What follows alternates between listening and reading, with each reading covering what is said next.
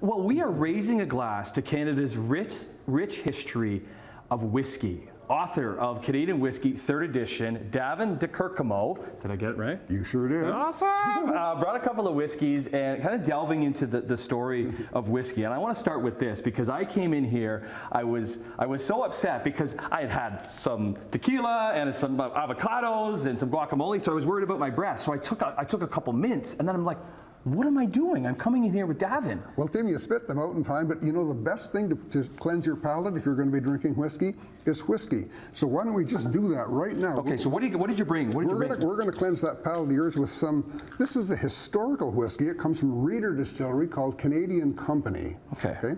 And Reader Distillery eventually became 40 Creek Distillery. Oh, okay. So pour me a little glass of that, and then we want to set it down just so we can get a shot of that bottle. Can you get this anywhere? No, this one? It hasn't been made in this century. Really? Okay. Yes, yeah. How do I sip whiskey? What do I do here? Well, what I like to do, I'm going to pour. Oh, yeah. Do you mind if I pour some for myself? Of course, I don't want to drink it by myself. I mean, come on. It's after 8 o'clock. Okay. Cheers. Cheers. Sniff? I nose it first, and I leave my mouth open a little bit when I'm nosing it so that I can get the real aromas going into my mouth as well. Okay. Then I just take a little sip. Just a little. Similar to wine tasting? I suck it into my mouth so that it spreads around in my mouth and get all the flavors. It is similar to wine tasting, except that there's a lot more alcohol in this. Yeah, so you have to be careful. Yeah. So but on this whiskey, this is typical of the whiskeys, you know, of the late 20th century. 20th century. 1980s, 1970s, so with a lot of caramel up front.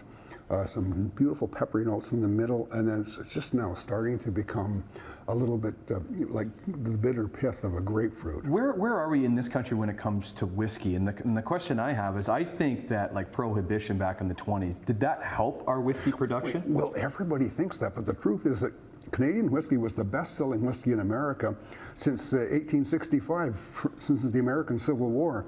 And when Prohibition hit, yeah, we sold a lot of whiskey to the States. Not all of that was made in Canada, by the way. But we lost our legitimate distribution, so really it really hurt. Like Gooderman Worts, they went bankrupt really until Harry Hatch bought them, and some of the other distilleries went out of business. Seagram's, major Seagram's, they were making furniture just to keep the workers busy. It hurt. Is every whiskey in Canada a rye whiskey? You can call any whiskey in Canada rye, yes, whether it has rye grain in it or not, and that's because in the early days, Canadian whiskey was always made from wheat.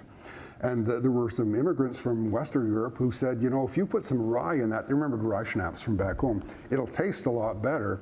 So people started doing that, and then when people go to buy their whiskey and say, oh, and I'd like the rye stuff, please, and pretty soon we started calling it rye. So really, until the whole food movement came along, rye in Canada meant whiskey. We got a couple minutes left. This is the third edition. You said this one is different. Yeah, they told me I could just go wild. I put a lot more history into this. It didn't have to just reflect the previous editions. I put a lot more history into this. I did a lot of the newer distilleries that didn't even exist. I love the map right as soon as you'd open it up, because it shows all the whiskeys right across the country. That shows, yeah. I have one map of all the legacy distilleries and one map of all the artisanal distilleries at the back of the book. And it's just really it just shows you just the tremendous growth. At one time there were maybe 8 distilleries in Canada. Now there are probably close to 300, at least 100 of which are making whiskey. There's one just down the road. We only got a minute and a half. 40 Creek, what did you bring for us here? Well, this 40 Creek evolved out of a Reader distillery, and this is a very special whiskey because this one has a little bit of cherry wood used in just tightening up the wooden backbone of the whiskey. Cheers. Okay, you have a talk tonight in Grimsby, just close by to 40 Creek. At the Grimsby Museum. Oh, what are you talking about? Well, I'm talking about the history of whiskey in Niagara. We have like United Distillers, we have Barclay Distillery, we have Reader Distillery, of course, and we have Dunrobin Distillery right here in the Niagara Peninsula. Any tickets left? I think there are a few. Okay. I bet you $1 if you twist their arm. They'd sell a few more. You can get this book is out now, so you can get this book anywhere, Indigo, anywhere you would get your books. Absolutely. You can go to CanadianWhiskey.org to follow along with Davin too. Fascinating chat. And we say cheers, right? That's what we want to say. Cheers. Cheers. Cheers. Okay. So let's give this a sniff. Okay, and then we'll. I think this is the perfect. Oh, that is nice. Isn't this gorgeous? This is my This whiskey is of a the great way to end the show. Hope you enjoyed the show. Have a great day, everybody. We'll see you tomorrow. Bye.